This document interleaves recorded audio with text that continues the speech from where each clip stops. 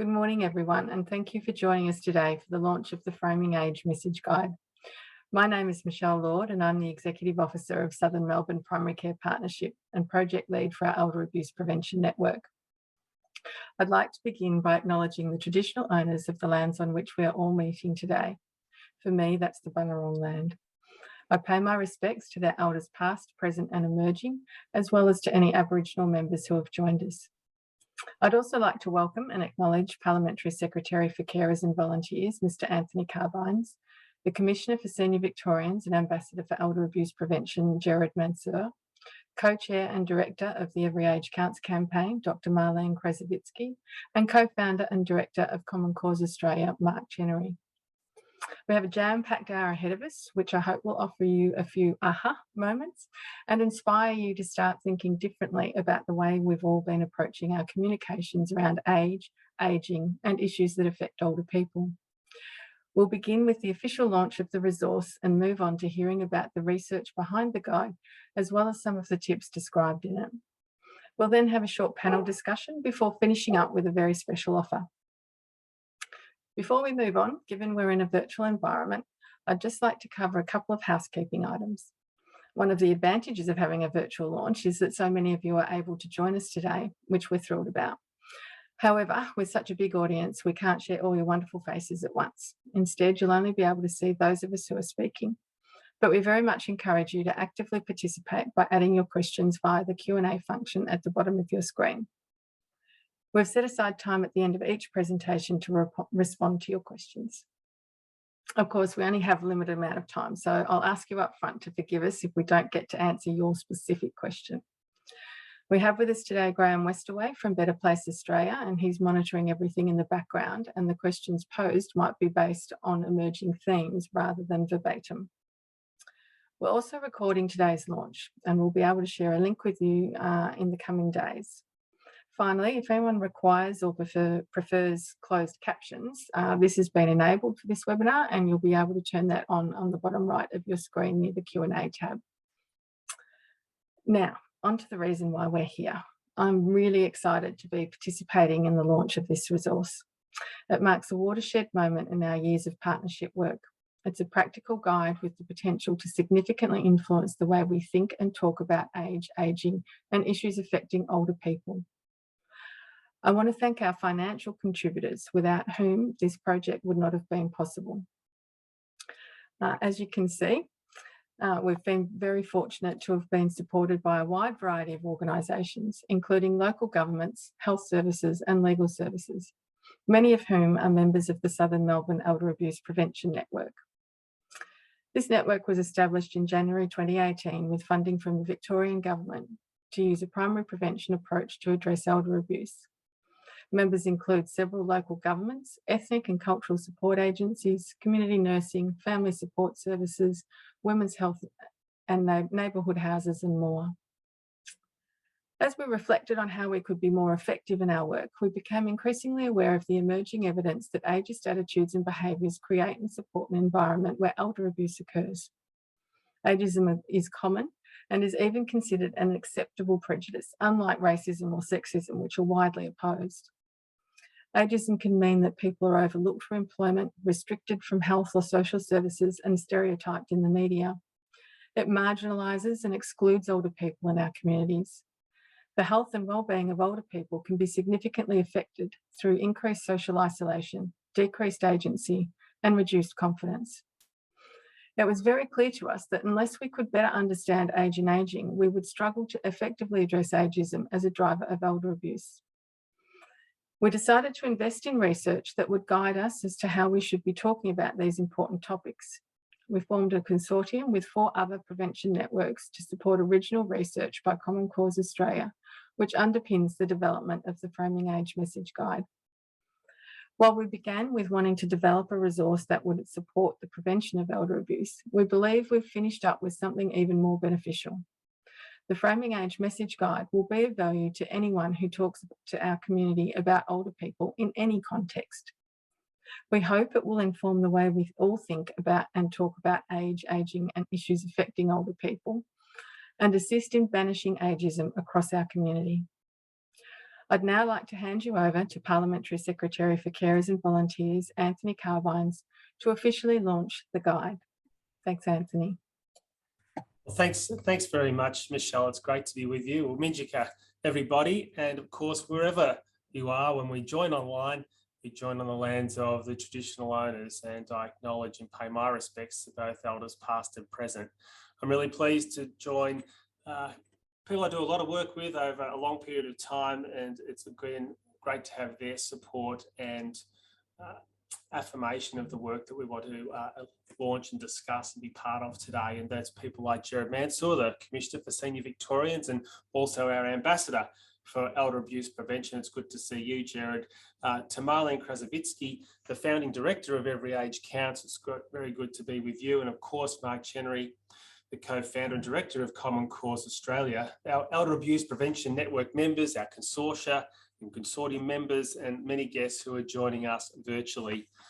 We also wanted to acknowledge the victims who've experienced or are currently experiencing elder abuse and those who have been killed as a result of family violence. I'd like to thank those at the Southern Melbourne Primary Care Partnership, PCPs, out in my own area, in my elected office in Heidelberg today.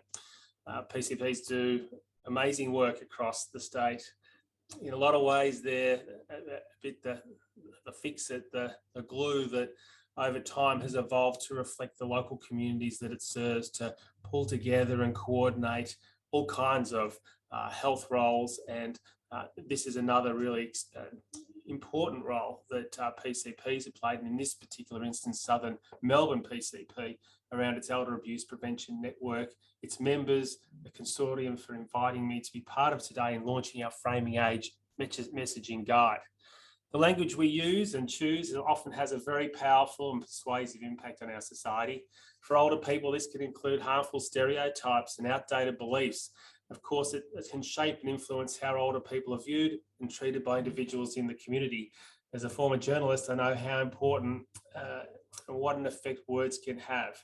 Love words, but we also have to be mindful and understand the effect that can have on people for good and bad, and the way in which it can enforce stereotypes that are really take a lot of commitment and effort to shift. The Framing Age message guide gives us the tools and the supports to change those conversations around age and to challenge ageism. It's pervasive and it affects everyone, particularly as we get older. It can impact people's confidence and interactions with others, their quality of life, their health, and their control over life decisions, employment and financial prospects. Ageism can also be a potential driver of elder abuse. Elder abuse, as we know, is a complex and sensitive community issue, and we've done so much to broaden out from those who devoted their working lives, I feel, to addressing and advocating on behalf of those who are victims of elder abuse. To broaden out the conversation, to try and formalise a lot of the policy and engagement work across government in some of the advisory groups that many of you are engaged and involved in with us, both in the department and in our government. Try and pick up on how we can work better together to explain and educate more people across the state, but also to change the way we overlay all our policy work in government to reflect and understand the importance of addressing elder abuse. How are some of the things that we've been doing that? Well, some of the programs, of course, such as the Elder Abuse Prevention Networks, their range of diverse community partners, taking a primary prevention approach, building a strong evidence base, growing our collective capacity to prevent elder abuse, which brings us, of course, to elements that reflect today's launch of the Framing Age messaging guide. Developed by the consortium, established by Southern Melbourne PCP, Elder Abuse Prevention Network, with the engagement of Common Cause Australia. The guide provides the core ingredients for successful messaging to combat ageism, including practical examples that can make a real difference to the impact on an individual, organisation, and at a societal level. We've got to give people can understand that we want to do something about it, but how do we give people the right tools and support them to be advocates for change when it comes to elder abuse?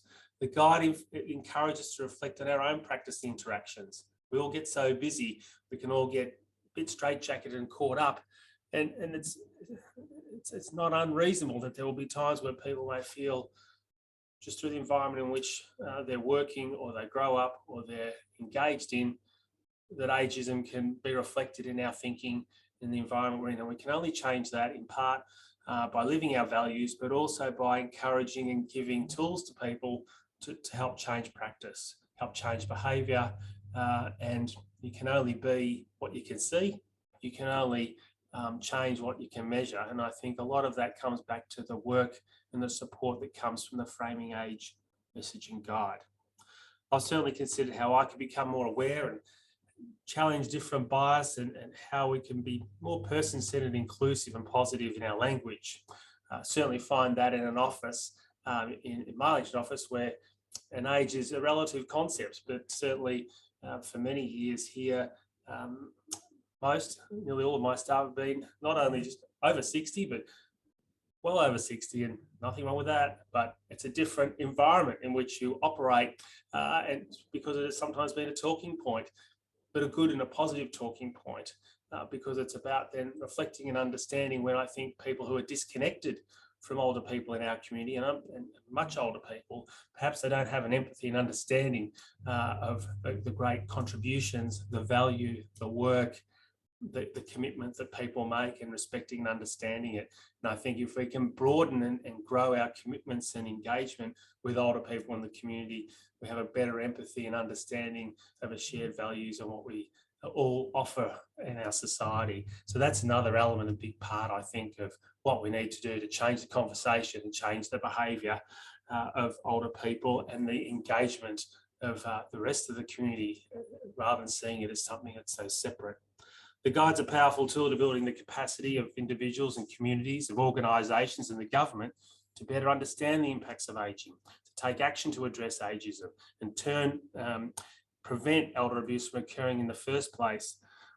We're coming a long way and there's a lot more to do, but the guide's going to improve those outcomes and experiences for older Victorians. It's going to challenge how older people are perceived and changing how older people view themselves, their sense of purpose, their participation and connection in community, their own voice in seeking change, respect, and a level discussion and acceptance about the value and the contribution people have made, not just as older Victorians, but throughout their working and community life.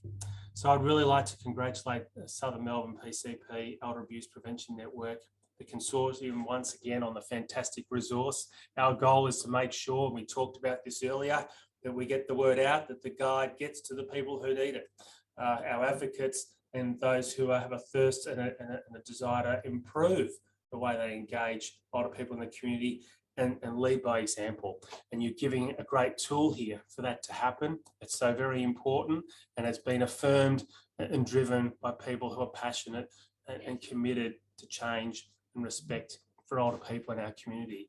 It's another step on the great work that I think so many of you are not only been doing for a long time, it's getting a recognition across our departments and across our government and across our community that's so critical to have a much better society for us all. So thanks so much. It's great to be part of today, and I wish you well with the forum and the panel and our continued work together around elder abuse prevention. Thanks very much, Michelle.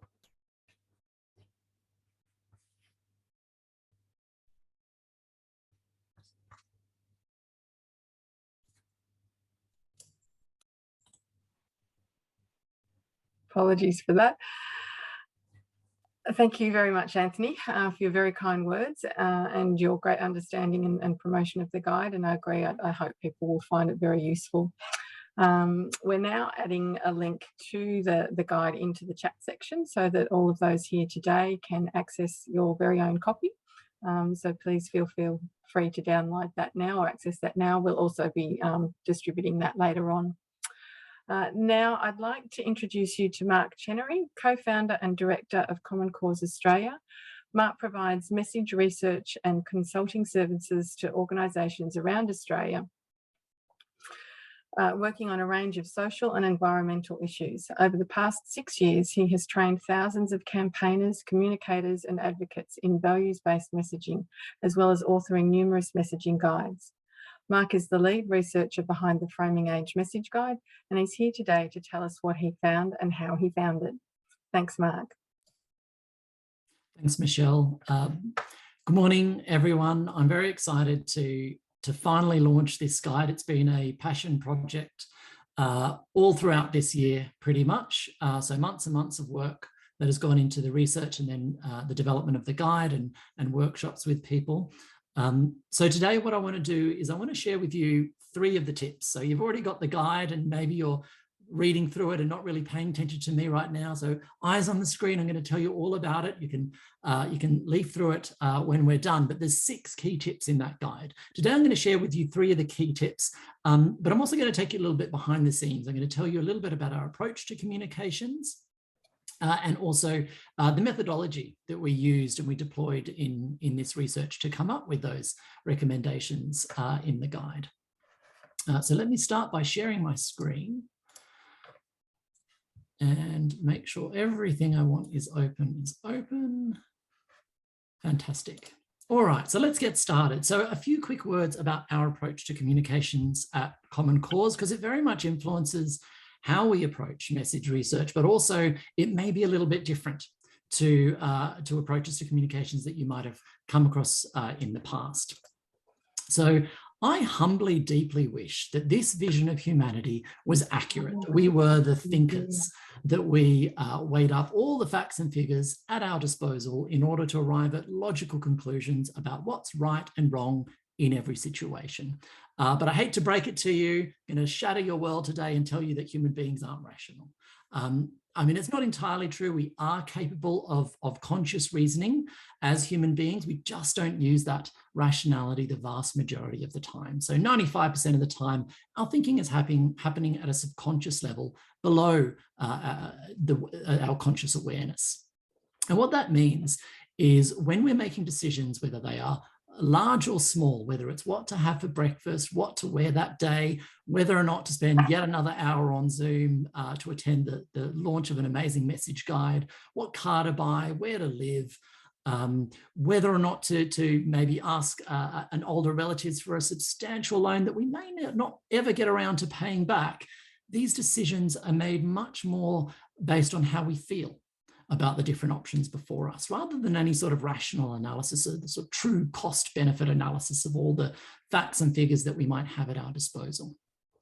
So what we do is we go with what feels more right. We go with an option that feels best to us, and we ignore the options that don't feel as right or that might perhaps feel wrong. And then what we do if we ask ourselves, why did I do that? Or someone comes along and asks us, why did you make that choice? We look for all the facts and figures to justify as reasonably as we can why we've engaged in that behaviour, but we don't truly understand why. What was the reasoning that perhaps led to it? So the Common Cause approach to communications is all about unpacking and understanding those core underlying subconscious drivers that influence how we feel about the options before us. Now, one of the things that influences how we feel about the options before us is the perspective that we're taking on the issue in question. Now, look at the slide on your screen, have a think about what you're seeing there. Many of you initially might see a rabbit, some of you might see a duck or a bird of some description, and by now many of you will have seen both. If you're not seeing both, I won't call you out, I'll help you out here. The rabbit is looking to the right with a little cute nodule where its nose would be, and the rabbit's ears are the duck's beak. So the duck is looking a little bit upwards and to the left.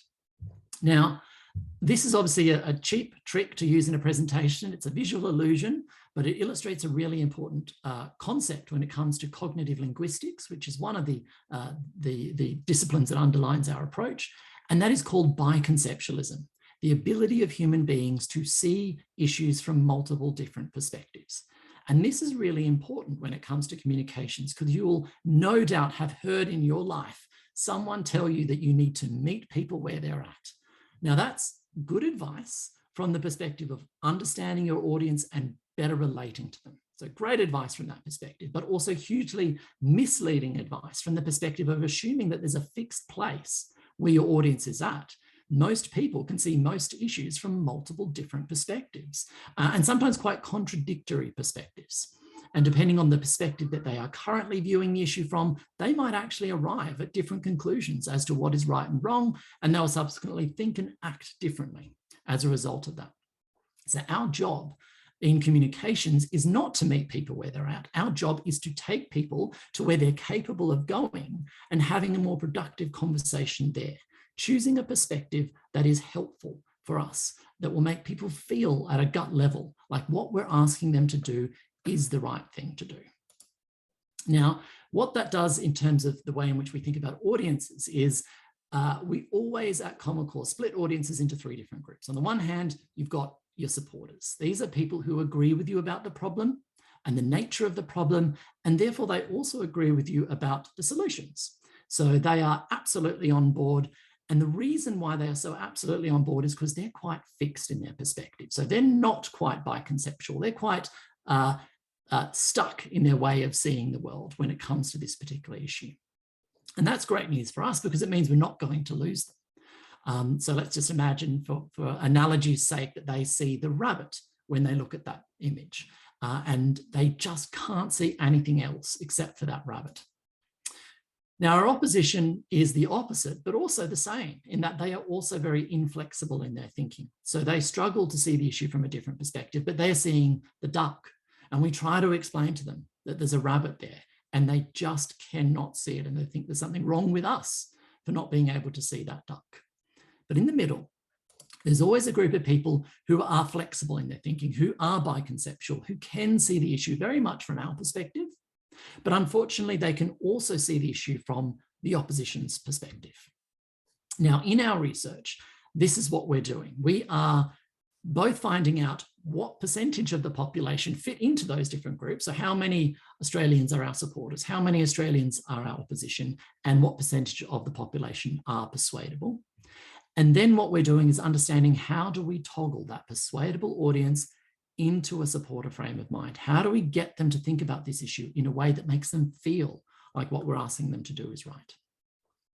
And then equally, our research is just as much focused on how do we avoid accidentally toggling that persuadable audience into an opposition frame of mind, knowing that they are capable of both. So what specific methodology did we use in this research? The very first thing we did was we wanted to get inside the brains, the subconscious brains of our advocates, people who are personally passionate about the need to address ageism. That might be because they're working on ageism campaigns. I'm looking at you, Marlene, here, or they might be people who are focused on ageism as a broader issue, or perhaps elder abuse as a specific manifestation of how ageism impacts on people. And then we interviewed them using something that we call elicitation interviews. We asked them a whole bunch of questions about the problem and the solution and how they understand it to get at what are the values and what are the metaphors and the story logic that they use to think about this issue. And that gives us a sense of the frame of mind that someone who is passionate about addressing ageism is in. We look for the patterns across those advocates. Then we went out there and we said, okay, so that's the ideal frame of mind that we'd love to tap into in people. But how are people thinking and talking about this issue more publicly? And that's what we used our public discourse analysis for. So there we trawled through tens of thousands of words of data, hundreds of samples of language where people are talking about age, ageism, and issues affecting older people. And we looked again at things like what are the values that are informing how people are talking about it? What are the metaphors that people are using to understand the complex issue of aging? And what is the story logic? How do they understand the problem? How do they reflect on it? And how do they think about those solutions and talk about them? And from there, we have a pretty good sense of how people in the media, how politicians, how advocates, when they're talking publicly, and how the public more generally through things like social media and comments on news articles, how do people in Australia think and talk about age, aging and older people and issues that affect older people? And then we made certain assumptions about which of these ways might be useful to us and which of these ways of thinking and talking about the issue might be unhelpful to us. So helpful and unhelpful frames. And then we put those assumptions to the test using an online survey technique we call DAL testing. So DAL testing involves typically around a 15-minute survey of a nationally representative group of people. And we ask a whole bunch of different types of questions. So everything from agree, disagree questions to get a sense of what elements of our story do people automatically agree with, what do people find more difficult to believe. Forced choice questions. So we force people to choose between two contradictory statements, almost like showing them that duck rabbit slide and saying, what do you see here? So they have to choose between either a statement framed from our perspective, which we want them to choose, or something framed from an unhelpful perspective, because in the real world, our messages don't go out in a vacuum. They go out there with other competing ideas and frames around aging and older people. And we need to know whether our message is more powerful than that unhelpful message. And finally, we do split testing. So we split the sample into two even randomly assigned groups. And then we change perhaps a single word in one of the questions to see whether that influences how that group of people responds to the message. Does that word make a difference, or does it not matter whether we say this word or that word? Or perhaps we change an entire question framing to see whether that framing leads to different responses. And very finally, we include the audio dial. So that's where dial testing gets its name from. So these are up to 5 30-second long audio recorded messages in which we sort of articulate a problem and a solution and the outcome that we're after in different ways. And what we're looking for, as people are listening to the messages on their computer at home, they can dial up and down on their computer to indicate their level of agreement with what they're hearing in each moment of the message. Now that means that we're getting quite an emotional subconscious response from people, because it's hard to post-rationalize as you're listening as well as dialing up and down. But it also gives us a word-by-word analysis. What is it in our messages that are really working? What in our messages isn't working for different groups of people? And then finally, what we do across all of that dial test, we analyze the responses from everyone to the survey and split them into those attitudinal groups, into our supporters, our opposition, and our persuadable audiences, based on either a scoring system or on a cluster analysis. And then we review the entire survey yet again to see what messages, words, and phrases toggle that persuadable group of people into a supporter mindset. When are they answering questions the way our supporters are answering the questions? But equally as importantly, when is that persuadable audience answering the question more like our opposition? And that tells us the danger areas, the things that we need to be avoiding in our messaging. And I'll show you some examples of those dial tests in a sec.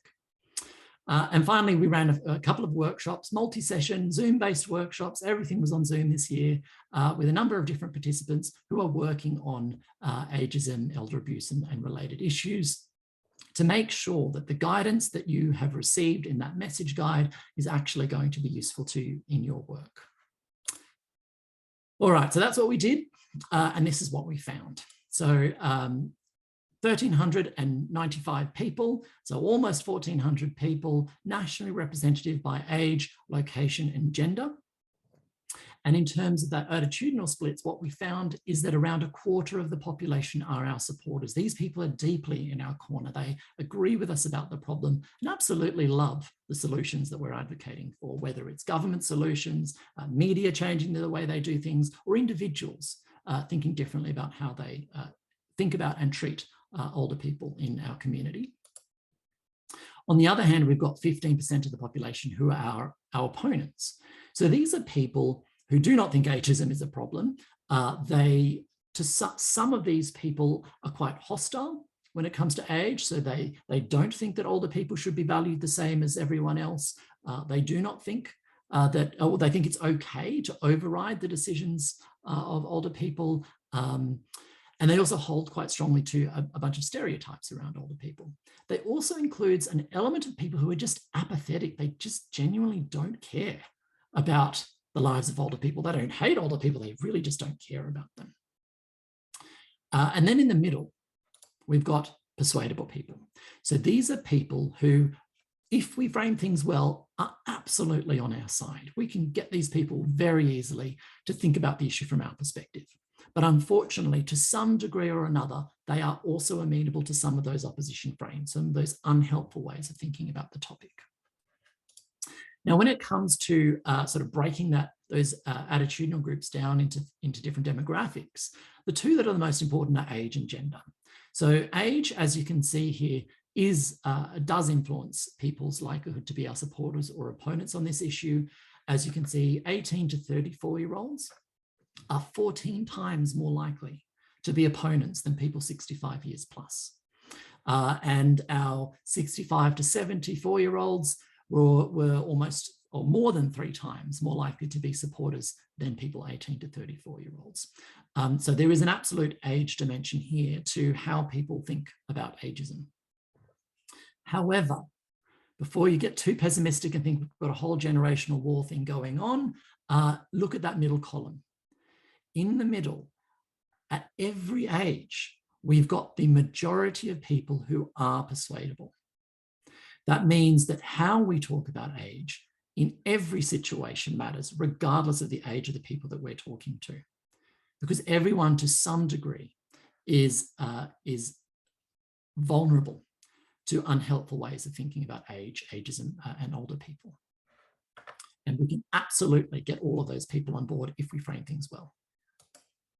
In terms of gender, there is an element of a gender dimension here. Men are almost twice as likely to be opponents. Women are twice as likely as men to be supporters. But again, in the middle, 55 to 65% of people are persuadable. So again, majority of people, whether they are men or women, are persuadable on this topic area. Okay, so what are our key tips? So I'm going to share 3 of the 6 that are in the guide. They're all important. I just think these ones are interesting ones to show you and might set the context for the others that you'll read about later. The first one is around values. So Common Cause, our approach, we call it values-based messaging. And that's because values are incredibly important as a driver of how we feel at that subconscious level.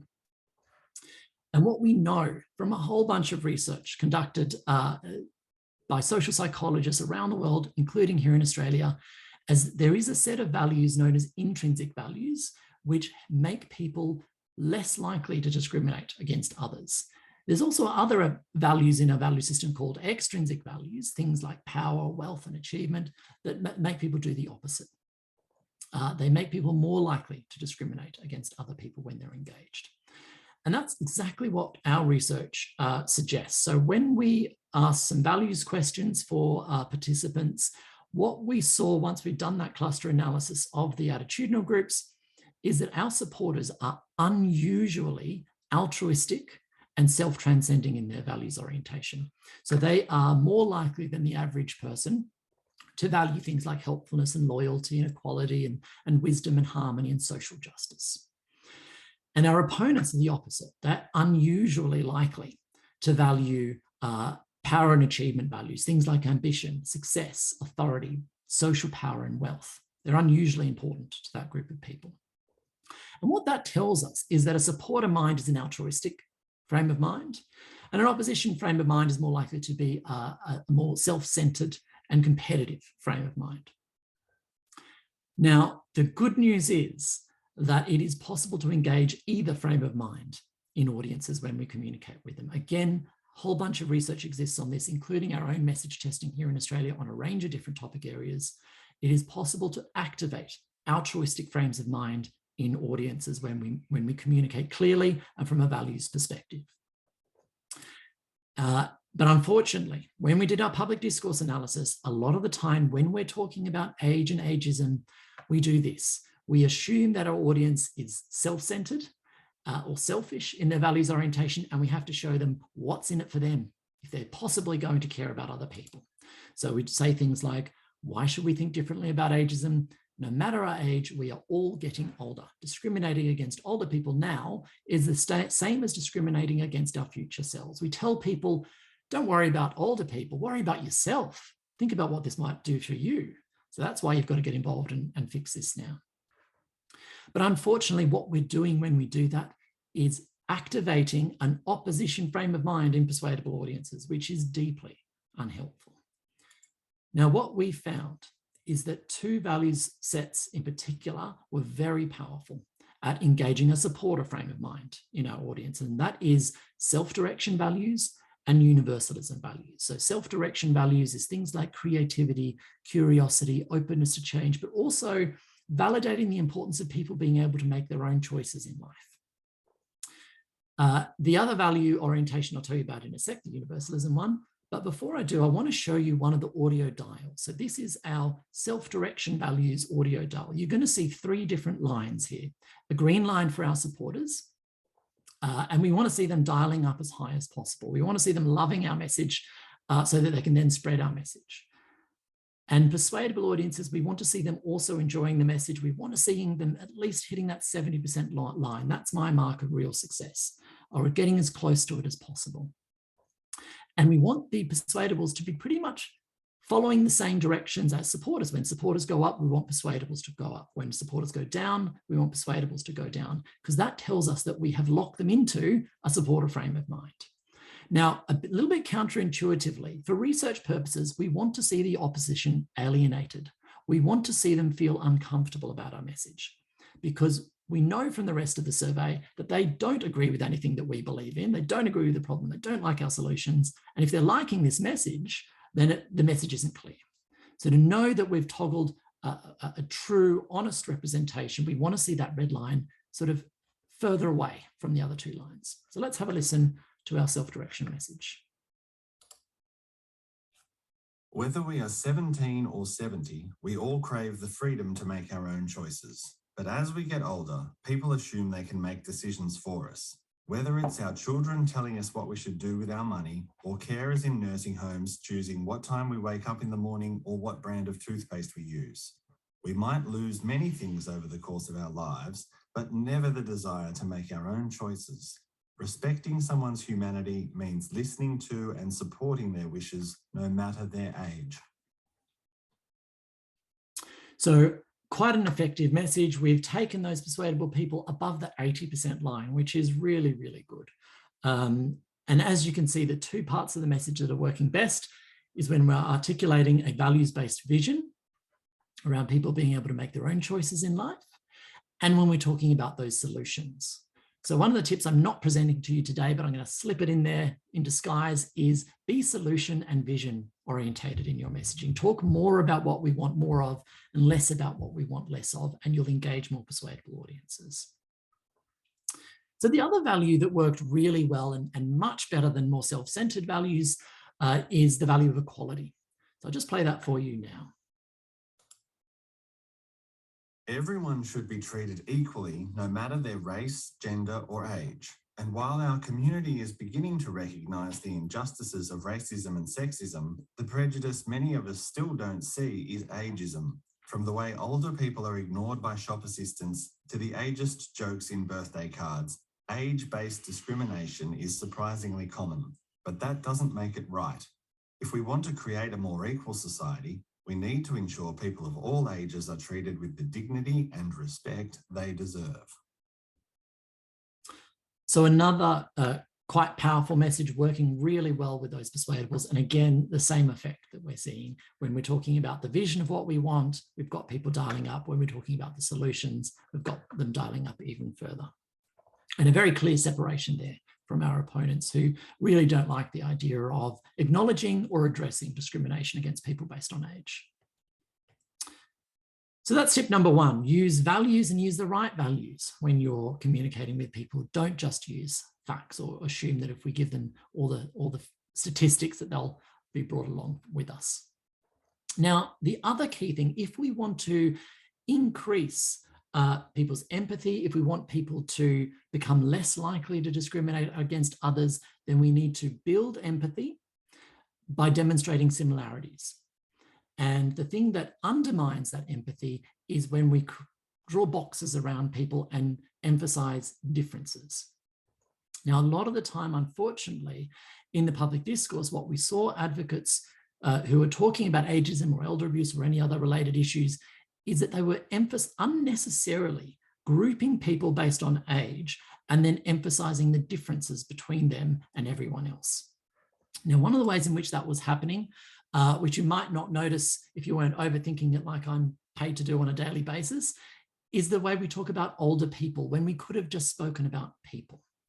So, for example, this service was set up to support older people who are experiencing or at risk of elder abuse. We could just as easily have said people there, as opposed to categorizing older people as if they are a separate group of people from everyone else. Again, the number of older people in residential aged care with complex health conditions is rising. We could have just said people, and the meaning of the sentence would have been the same. I'm not saying that you can never say older people. In fact, I've used the phrase older people many times in this presentation already because I had to, because I needed to for clarity and to be specific. However, when we did our public discourse analysis, the majority of times that people use the phrase older people, it was unnecessary. Age was not the factor that was most relevant in that situation. And it was unnecessary to group older people off and separate them out from just people. And it's unhelpful. So one thing that we can do about that, other than just saying people as opposed to older people, always questioning whether we needed to say older in front of it, the modifier, is to talk about us, not them. So there's some great examples of that already happening out there. For example, it's the government's moral duty to make sure we can stay safe at home, in control of our lives for as long as possible. And if we do need residential care, we have control over what happens. So what's happening beautifully in this paragraph is that we are just talking about us as a group, which says that we are one. Okay, so it helps bridge those disconnections that might exist. Another example, ageism can have a profound impact on our job prospects, confidence, health, quality of life, and control over life decisions. It can limit us from participating in our communities as full citizens and has proven impacts on our physical health and longevity. So we're talking about us. We're not talking about a different group of people out there who might be different from everyone else. And there's more detail on that in the guide and some further examples of what that looks like in practice. Third tip I wanted to present to you is about repeating your story, not myths. So as experts on any topic matter, if you know that there are myths, mistruths or lies going on out there in the public discourse, the most human natural thing to want to do is to correct those myths, to correct those misunderstandings, because you know they're not true. You've got all the facts and figures, you've done the research, you know it's not true, and you feel compelled to go out there and tell everyone all about the things that aren't true. But the problem with negating myths by telling people that myths aren't true is that you force that person to think about that myth. And when we think a thought, that thought becomes stronger, that idea becomes stronger in our minds because you are tapping into the region of our brains for that concept, and all those neurons fire again, and then they wire again a little bit further and stronger together, which means that that concept is now stronger in the minds of your audience. When it comes to framing, what we want to do is not activate unhelpful ideas and strengthen them further. We want to activate helpful ideas, which means every time you feel compelled to myth bust or say, hey, you might think this, but it's not true. What you need to do instead is just go straight to telling people what you want them to believe. Don't start by saying, hey, don't believe this instead. Just go, believe this. Let me tell you about this. So tell people what you want them to think about more, and don't tell them what you want them to think about less.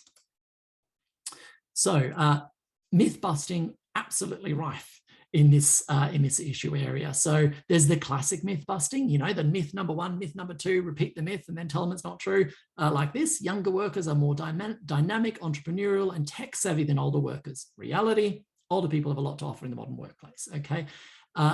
Those words in blue is it's the first thing that we're showing people. So it's going to prime them and frame them for that thought. And we know that persuadable people believe this to some degree. You're only doing our opposition's job for them when you myth bust like this.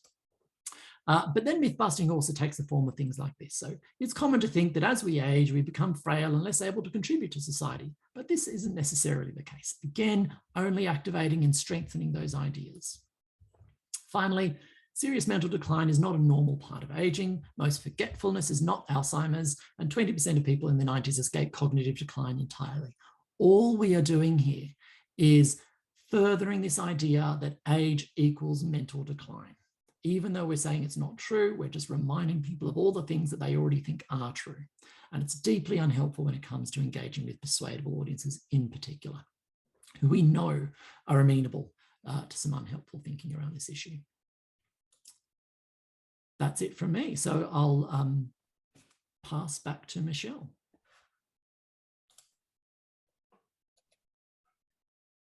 Thanks, Mark, very much for all of that. Absolutely fascinating and a lot to unpack. So I'm sure people will take some time to read that and try and apply it to their work, and we'll have more on that later. Now, Graham, I think we're running a bit tight on time. I think we've got time for one question for Mark. Have you got a question there that he might be able to answer? Sorry, Graham, we can't hear you. Yep, got it there. So one question that has come in, which is about really a comparison with studies into other types of isms, and that is, how does this compare in breakdown and attitudinal types to other issues that Common Cause has investigated? Yeah, look, we've done a whole bunch of different things, and one of the recent pieces of work was on gender equality here in Australia, and what we found is lots of similarities in sort of attitudinal orientation of supporters and opponents. And typically in terms of the breakdown of the population into those three different groups, it tends to be very similar. There's typically about 2/3 of the population who are persuadable on most issues. It's rare for it to be much smaller. And then we've roughly got, somewhere between 10 to 25% of people who are our supporters and 10 to 25% who are opponents. I will say that opponent category of 15% is perhaps a slightly weaker opposition than we have found on other issues like gender equality, which is more of a mature debate in society in which people have been polarized already and sort of fixed in their perspective. And I think that's why an element of that opposition are people who are apathetic as opposed to very consciously anti-older people. And so, Michelle, one more question, or is that we should keep moving on? What do you think? All right, Graham, yeah, we're going to have to keep moving on because we've got some other wonderful panelists. So, great. But thank you very much, Mark. And as I said, we might have another opportunity to engage with Mark outside of this forum later on. So now we thought it would be really interesting to find what people who've already been doing significant work in this space think about the new Framing Age message guide. We've got two fabulous panellists with us today, and I'd like to introduce you to Gerard Mansour, Commissioner for Senior Victorians and Ambassador for Elder Abuse Prevention. Gerard is a highly respected and a passionate advocate for the needs of older people. In 2013, he was appointed as the first ever Commissioner for Senior Victorians to provide advice to the Victorian Government on issues relating to senior Victorians. In 2016, Gerard's role was expanded to include acting as an ambassador for elder abuse prevention to give older victims of family violence a voice and raising community awareness of elder abuse. His current priorities include isolation and loneliness of older people, prevention and response to elder abuse, and what it means to age well. His report, Aging Well in a Changing World, was launched in November last year. I'd also like to introduce Dr. Marlene Krasovitsky. Marlene is the co-chair and director of EveryAGE Counts with the Benevolent Society. Prior to this role, she was the director of Willing to Work, the National Inquiry into Employment Discrimination against Older Australians and Australians with Disability with the Australian Human Rights Commission. Marlene was formerly Research Director with the Australian Human Rights Commission's review into the treatment of women in the Australian Defence Force and the subsequent Cultural Reform Program. Marlene has worked in Commonwealth and state governments in a range of executive, policy and operational roles, and she was recently awarded her PhD from the University of Sydney with a thesis on Royal Commissions. She has an Executive Masters in Public Administration and a Masters of Business Administration and is a registered psychologist. Welcome to you both. Now, you've both had a chance to have a sneak peek at the Framing Age message guide, and we'd like you to share with us how you think it will make a difference in your role. Would you like to go first, Gerard? Yeah, thanks very much, Michelle. I had a chance to look yesterday and look, I was delighted to see it. I love the layout of the document. I like the way that we get really practical examples of the differences in language. I reflected a lot on my role and how I work, and I've already sent the document across to my comms team. I've already put it on the agenda for my next meeting with one of the ministers. So I can see that the language and how we frame things is really important. And, you know, the one that I probably draw most on, and I often, when people ask me about my role, what was my role actually all about? I often tell them it's about being a storyteller, telling the stories of older people and sharing those. So I'm going to be a little bit more picky about how I use language in articulating those stories. And I really like the things about focusing on the positive. I can remember as a young cricketer, I don't know if anyone listening plays cricket, but when I'd run in with the ball, I'd say to myself, don't bowl it down the leg side. Don't bowl it down the leg side. Where would the ball go? Down the leg side. So I think the idea of focusing on the positive messages and reframing it. So little things like looking at all the PowerPoint slides I use, how am I describing the language? So yeah, it'll have a really important impact on the way I have discourse with the community. That's fantastic. Thank you. And Marlene, how do you think it will impact your role? Well, first and foremost, may I say congratulations to everyone involved in this important work, because you've truly created a very valuable resource. And I say thank you very much. Now, for Every Age Counts, which is a campaign focused on ending ageism, this guide is purely and simply gold. It gives us a very clear evidence base to help us talk about age and ageing in a way that reduces ageism. Because we know that the way we think, act and feel is reflected in our language, and the values we attribute to older people in this phase of life is reflected in language and the frames that we use.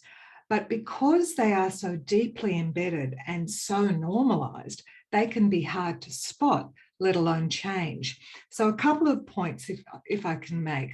Firstly, in terms of social movements, which is what Every Age Counts is, framing and social movements go way back.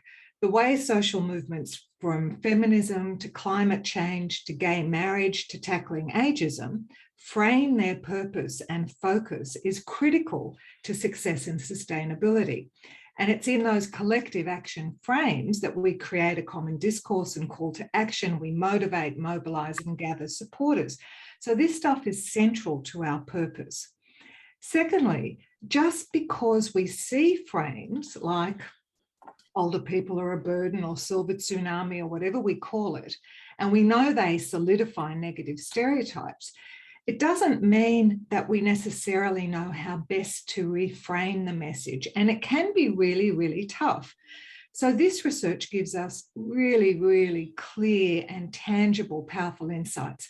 And if I may just give you a small example of how I can bring those 2 points together. When we started our work at Every Age Counts, we began with a simple question. How do you feel about getting older? Now, you can imagine the sorts of words we hear, not all, but many of which were associating older and this phase of our lives with fear, decline, dependence, and death. Age was framed as the enemy. We fight it, we hide it, we lie about it.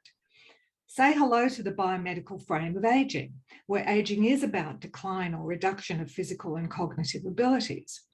So everything we try to do at Every Age Counts is to reframe away from that frame to using frames of empowerment, value, diversity of experience and connection.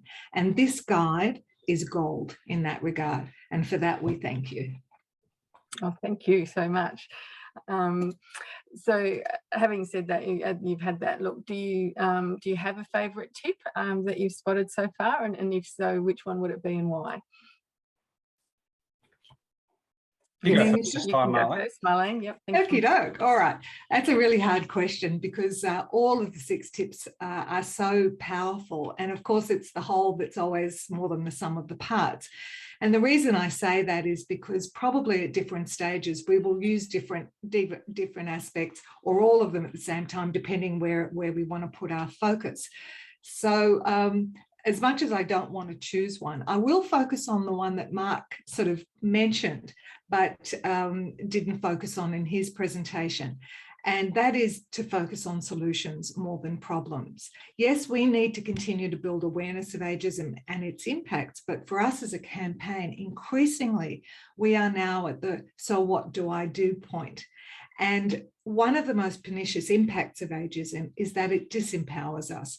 So we really need to focus on solutions and empowering people to take action. And everything that we know currently tells us that people don't know what to do when they confront ageism.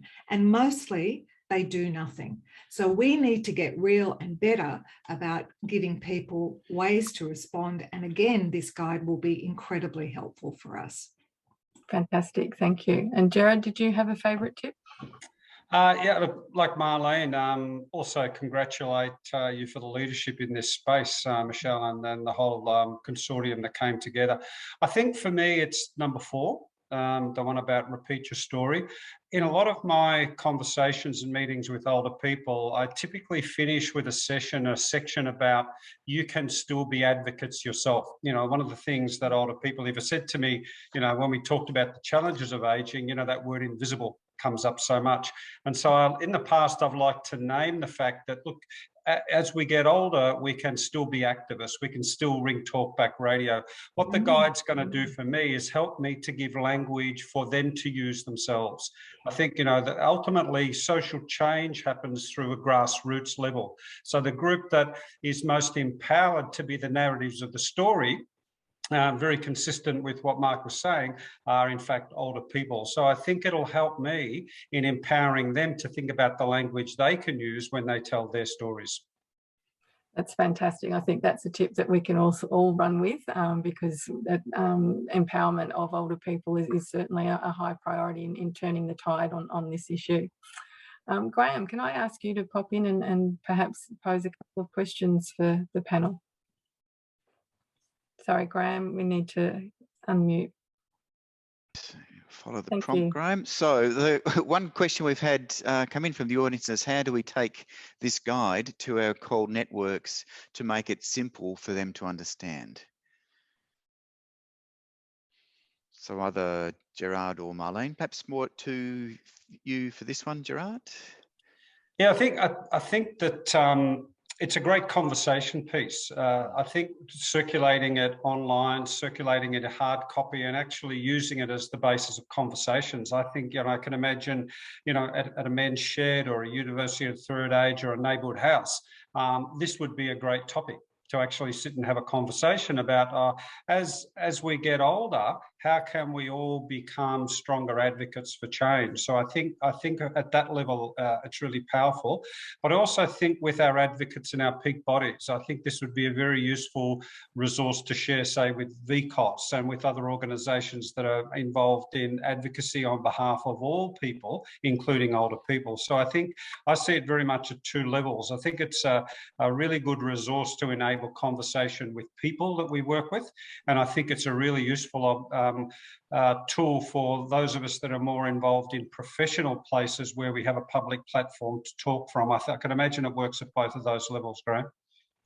Terrific. And one for you, Marlene, which is the question about what do you think would be the key messages to health professionals?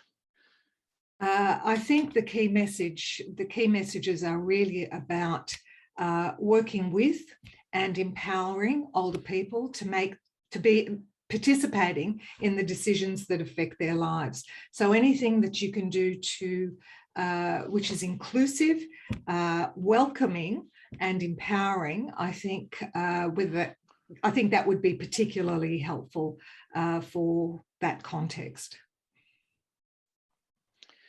Fantastic, thank you all. I'm really sad to say that we are out of time. We've only got a couple of minutes left, so thank you all very much for your contributions to that discussion. I'd like to say a huge thank you to all our guest speakers for making this such an interesting morning. And thanks to all the members of the audience for taking the time to come along and learn about this new resource. Now, at the start of the session, I promised that we'd finish up with a very special offer. So I'm happy to let you know that we're able to offer a small number of you the opportunity to participate in a workshop led by no other than Mark Chenery himself at no cost to you.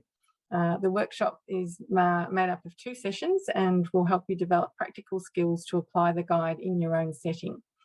Places are limited to 15 people to help manage interest in the workshops. We've set up an expression of interest form, which is about to be added into the chat now. So there'll be a link there for you. If you're interested in taking part in the workshop, please complete the expression of interest by the 31st of October.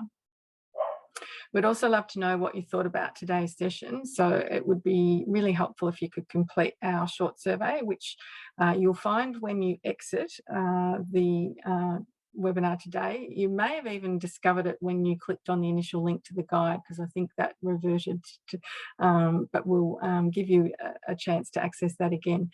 So there'll be a link for that as well. Don't worry if there's too many links for you right now, or you've got to dash off. We'll be sending all of this information to you in an email after we finish up. And so that will include a link to the guide, the expression of interest form, and the evaluation survey. So you can find that link to the guide. Quite a few people have asked. It is already in the chat. You can visit the Southern Melbourne PCP website, or it will come in an email to you afterwards. So I hope you've all enjoyed the launch, and that the Framing Age message guide makes a difference to both your work and your personal approach to addressing ageism. Thanks for joining us today.